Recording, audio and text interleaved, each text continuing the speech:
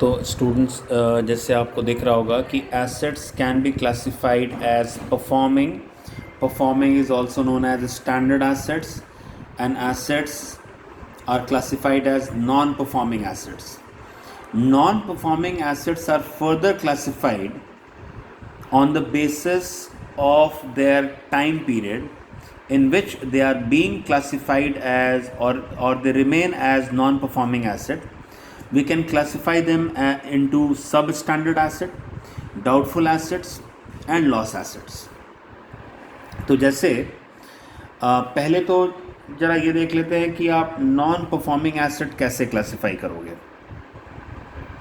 तो अगर बैंक्स ने टर्म लोन दिया है, किसी को टर्म लोन दिया है और उसका ड्यू डेट आ चुका है, आपको इंटरेस्ट पे करना था या फिर प्रिंसिपल अमाउंट पे करना था, और आपने इंटरेस्ट या प्रिंसिपल अमाउंट रीपे नहीं करा, तो जैसे से for example due date was 5th of मे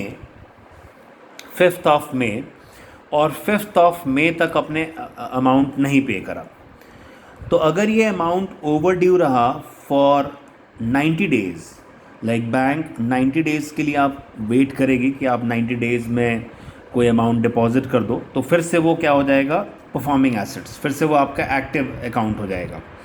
लेकिन 90 डेज़ से ज़्यादा आपका अगर डिफ़ॉल्ट टाइम पीरियड हो गया, तो फिर उसको हम किस में क्लासिफाई कर देंगे, नॉन परफॉर्मिंग एसेट्स में. Similarly cash, credit and overdraft. Bank ने आपको ओवरड्राफ्ट फैसिलिटी दिया हुआ है. से फॉर एग्जांपल ओवरड्राफ्ट फैसिलिटी दिया हुआ था 10,000 रुपीज़ का, और जो आपका अकाउंट है that is it is out of order for more than 90 days. 90 days से ज़्यादा हो चुका है और वो अकाउंट क्या हो चुका है, out of order. Out of order का क्या मीनिंग है ये समझो. लाइक बैंक ने मुझे ओवरड्राफ्ट फैसिलिटी दिया एंड आई कैन ओवरड्रॉ से फॉर एग्जांपल रुपीज़ 10,000. मैं 10,000 रुपीज़ निकाल सकता हूँ, और यानी मेरा अकाउंट नेगेटिव जा सकता है 10,000 से फॉर एग्जांपल मैंने अपना पूरा लिमिट एग्जॉस्ट कर लिया, मैंने 10,000 रुपीज़ विड्रॉ कर लिया, और बैंक उस अमाउंट पे इंटरेस्ट चार्ज करेगी. से फॉर एग्जांपल इंटरेस्ट आ गया 1,000, तो 10,000 मैंने बैंक से ओवरड्राफ्ट फैसिलिटी लिया हुआ है, उसके ऊपर 1,000 मेरा इंटरेस्ट है, तो मेरा अकाउंट जो है वो और डेबिट हो गया, और मेरा अकाउंट -11,000 शो कर रहा है, और मैं नेक्स्ट 90 डेज़ तक उसमें कोई भी अमाउंट क्रेडिट नहीं कर रहा. तो फिर हम क्या बोलेंगे, ओवरड्राफ्ट जो अकाउंट है या ओवरड्राफ्ट फैसिलिटी है, it is out of order for more than 90 days. Similarly bills purchased and discounted. अगर बैंक ने कोई BR परचेज़ किया है और उसको ड्यू डेट पे अमाउंट मिलना चाहिए था, ड्यू डेट आ गया लेकिन उसको अमाउंट रिसीव नहीं हुआ, और ड्यू डेट के बाद 90 डेज़ के बाद, मतलब amount is over due for more than 90 days, तो वो 90 डेज़ के बाद किस में क्लासीफाई कर देंगे, एज नॉन परफॉर्मिंग एसेट.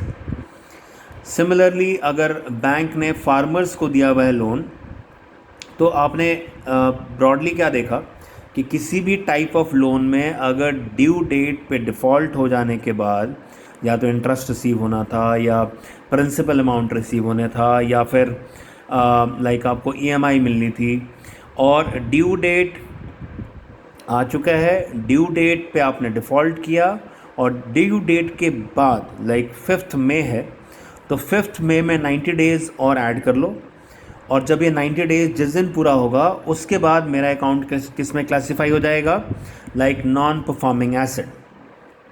जैसे मैंने कार लोन लिया, और कार लोन का जो EMI है वो मेरे अकाउंट से डिडक्ट होता है सिर्फ example 10th of every month, और सिर्फ एग्जांपल 10th मई का जो इंस्टॉलमेंट ड्यू था वो मैंने नहीं पे करा, तो बैंक नेक्स्ट 90 डेज़ तक वेट करेगी, उसके बाद मेरा अकाउंट किस में क्लासीफाई हो जाएगा, नॉन परफॉर्मिंग एसेट्स में. सिमिलरली अगर फार्मर्स ने लोन लिया है एज एग्रीकल्चरल एडवांसेस, और शॉर्ट ड्यूरेशन क्रॉप्स के लिए लोन लिया है. शॉर्ट ड्यूरेशन क्रॉप्स वह हैं जिसका लाइक जो क्रॉप का जो पूरा साइकिल है वो that is less than 1 year. तो अगर 2 सीज़न ओवर हो चुका है और 2 सीज़न ओवर होने के बाद भी आपने अगर वो ड्यू अमाउंट या जो ओवर ड्यू अमाउंट है उसको क्लियर नहीं कर रहे हो, तो वो क्लासीफाई कर देंगे एज नॉन परफॉर्मिंग एसेट। और लॉन्ग ड्यूरेशन क्रॉप वो बोल रहे हैं जिसमें time period is more than 1 year. Long duration crop में बैंक वेट करेगी फॉर 1 सीज़न।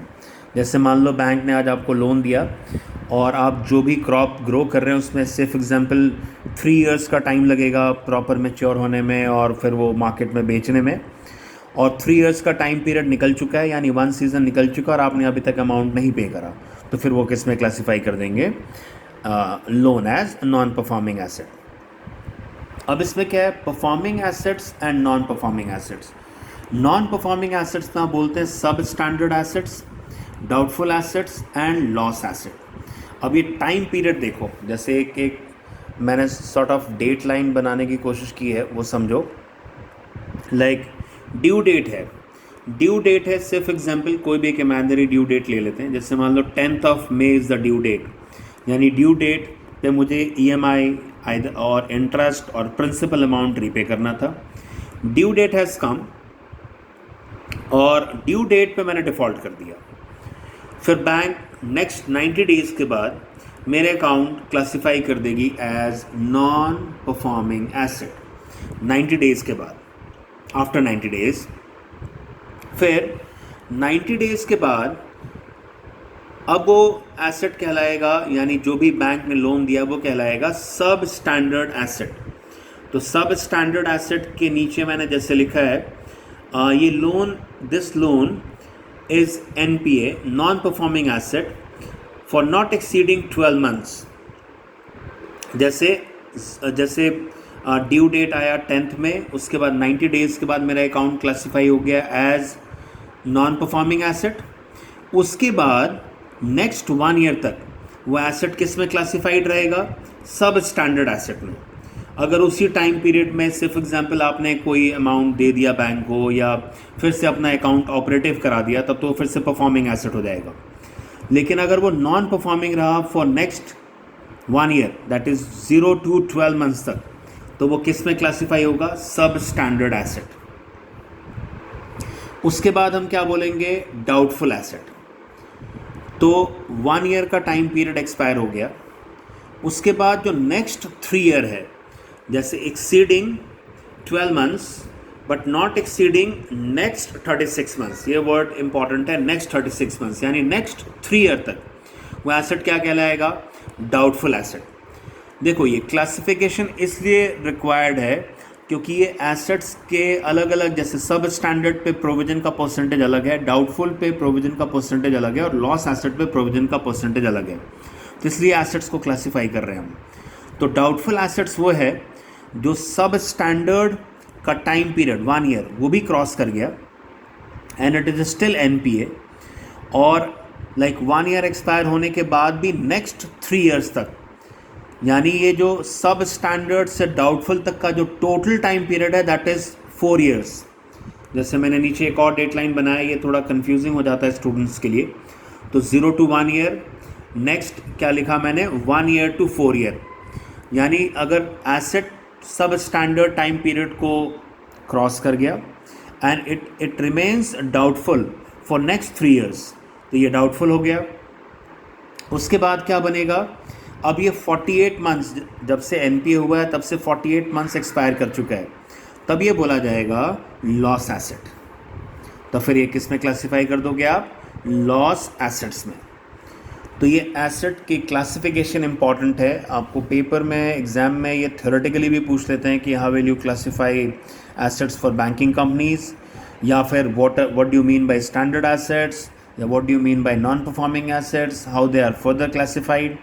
तो आपको ये थ्योरेटिकली आपके बुक में गिवन है ये, तो आपको वहाँ से प्रिपेयर करना होगा। मैं एक बार ये टाइम पीरियड फिर से रिपीट कर देता हूँ। पहले तो एनपीए तभी होगा जब ये 90 डेज से ज़्यादा ओवरड्यू हो जाए। उसके बाद नॉन परफॉर्मिंग एसेट में आप फर्दर क्लासीफाई करते हैं सब standard, doubtful and loss asset. 90 days के पीरियड के बाद ये इसका रोल है, 90 डेज़ के पीरियड के बाद ही वो बोला जाएगा नॉन परफॉर्मिंग। उसके बाद फर्दर क्लासीफाई करोगे आइदर सब स्टैंडर्ड और डाउटफुल और लॉस एसेट। सब स्टैंडर्ड रहेगा फॉर नेक्स्ट 1 ईयर तक एनपीए होने के बाद, फिर नेक्स्ट 3 इयर्स के बाद, नेक्स्ट 3 इयर्स तक वो डाउटफुल रहेगा, उसके बाद वो क्या बोला जाएगा, लॉस एसेट्स।